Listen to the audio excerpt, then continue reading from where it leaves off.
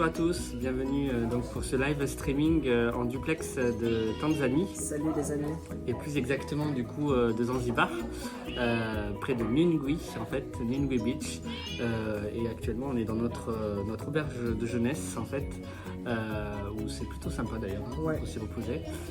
Donc on a bien récupéré déjà de toutes nos aventures de Dar es Salaam, d'Arusha, Moshi et des 2 safaris qu'on a fait. Et comme le veut l'émission, le but c'est de répondre aux questions qu'on a reçues. Du coup, hop, je vais... La première question, du coup, c'est une question de Vanessa Parello. Donc, est-ce que vos sacs à dos ne sont pas trop lourds? Comment vous gérez ça? Alors, je te laisse répondre. Ouais, ça a été la grande question parce que avant même de partir, la question s'était posée sur le poids des sacs à dos. On avait beau essayer d'alléger les sacs, ça a été très difficile pour nous parce que on a l'impression de partir vraiment avec le strict minimum, à savoir, vous avez la vidéo des sacs à dos en explication sur les anciennes qu'on a postées, mais vous avez, on a 2 sacs chacun, un sac de voyage plus un sac cabine. Les deux sont lourds pour moi parce que je trouve que c'est pas pratique quand on part dans les bus, quand on prend les transports en commun, tout ça, c'est vraiment pas pratique, c'est trop lourd. Moi, ça me cisaille au niveau des épaules. J'ai beau essayer de répartir le poids des sacs différemment, j'arrive pas et ça devient presque agaçant le matin de préparer le sac pour pouvoir partir parce que je sais que je vais galérer tout le reste de la journée avec le poids. Donc moi je suis en train de gérer ça petit à petit, de voir ce que je peux laisser, ce que je peux renvoyer en France, ce que je peux donner tout simplement, mais mon objectif ça va être de m'alléger. Et toi? Alors en fait moi c'est pareil, c'est aussi lourd que toi du coup, puisque entre le bagage cabine et le bagage sac à dos, où finalement on a 10 mois de notre vie là-dedans quoi. Donc entre les t-shirts, les shorts, et en fait on n'en a pas pris tant que ça comme vous avez pu voir dans la vidéo, donc c'est difficile de se séparer déjà des vêtements, surtout que on a une partie quand même en Chine et en Corée du Sud, et le Canada aussi à la fin, où on va avoir certainement besoin de pantalons et de vêtements un peu plus chauds, de lainage ou en tout cas de vestes.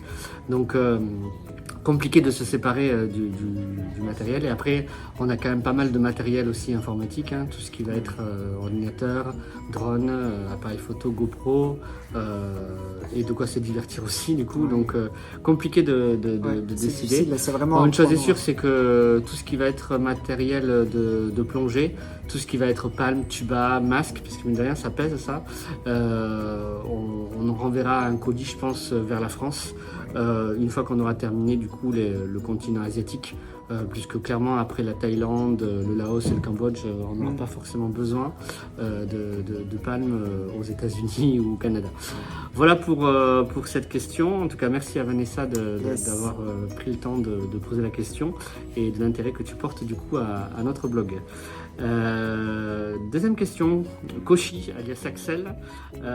Donc est-ce que vous auriez une idée de la période à laquelle vous serez au Canada? Alors je sais pourquoi tu poses cette question déjà Axel, et je te remercie de l'avoir posée. Un peu tôt, même si on a un rétro-planning sur lequel on doit se tenir, un peu tôt pour te dire les dates exactes sur lesquelles on sera au Canada. Une chose est sûre, ce sera certainement sur juin-juillet. Après te dire les dates exactes, compliquées, puisque toi tu avais dans l'idée de nous rejoindre avec ta copine. Donc c'est possible puisqu'il y a d'autres amis qui risquent de nous rejoindre sur notre périple, hein, du coup, notamment aux États-Unis, en Corée ou pour toi au Canada peut-être. Au Cambodge aussi. Au Cambodge aussi, oui. Et il y a également des amis qu'on rencontre nous sur place. Donc je pense à mon ancienne patronne Ruth Elisabeth Ricard au Canada. Je pense à Peter en Australie. Donc voilà, il y a quand même pas mal de rencontres à faire sur ce périple. Donc en ce qui nous concerne, on te donnera les dates du Canada. On peut viser déjà sur juin-juillet, plus sur juillet je pense. Et après en fonction sur les dates sur lesquelles tu veux passer, à toi de voir les vols, commencer un peu à regarder. On te donnera ça certainement une fois qu'on aura passé certains pays asiatiques, notamment Cambodge, Laos et Vietnam. Ouais. Je pense qu'on aura peut-être un peu plus de visibilité une fois l'Asie terminée. Tu vois, le continent asiatique, une fois qu'il est terminé. Au moins qu'on arrive en Corée et en Chine pour te donner. Là, le timing sera beaucoup plus précis. Là, tu te comprends qu'un mois et demi, c'est assez large. Mais effectivement, tu es le bienvenu pour rejoindre l'aventure sur une période. Et bon, en plus, tu seras en vacances, donc ça peut être super cool. Troisième question, si tu veux bien. Du coup, Delphine Germain, quel temps fait-il à Zanzibar en décembre? Quel temps fait-il? Écoute, c'est une excellente question parce qu'on a été surpris tous les deux par la chaleur du mois de décembre. On est arrivé du coup à Dar es Salaam où effectivement il faisait déjà assez chaud, à peu près je pense 27-28 degrés.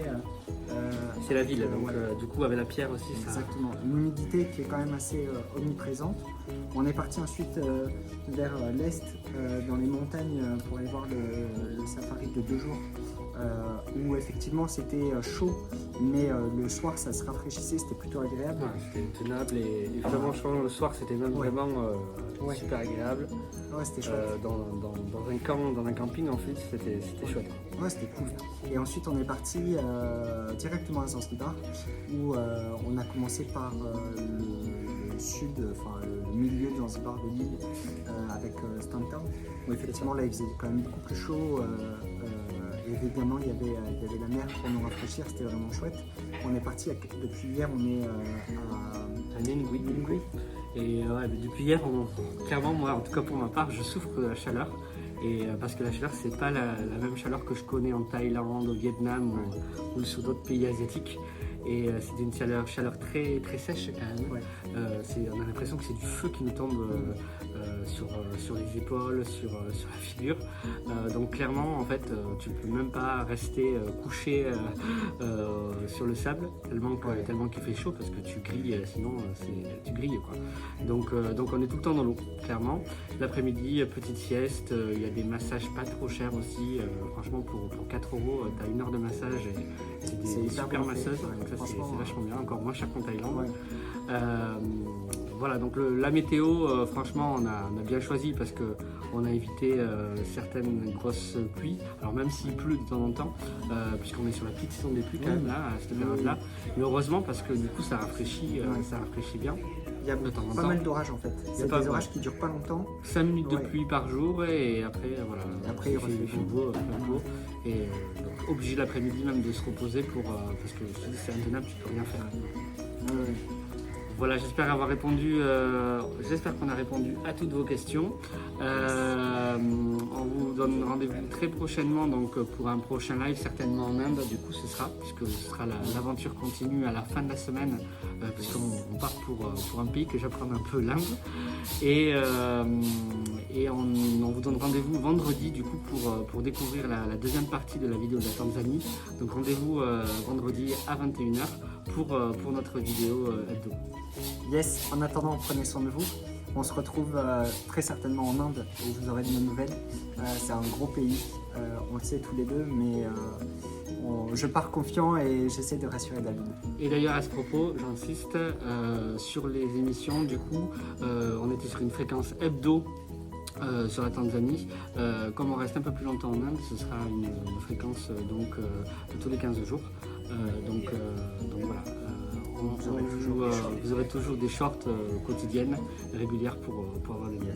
Merci encore de l'intérêt que vous apportez à notre blog et à très bientôt.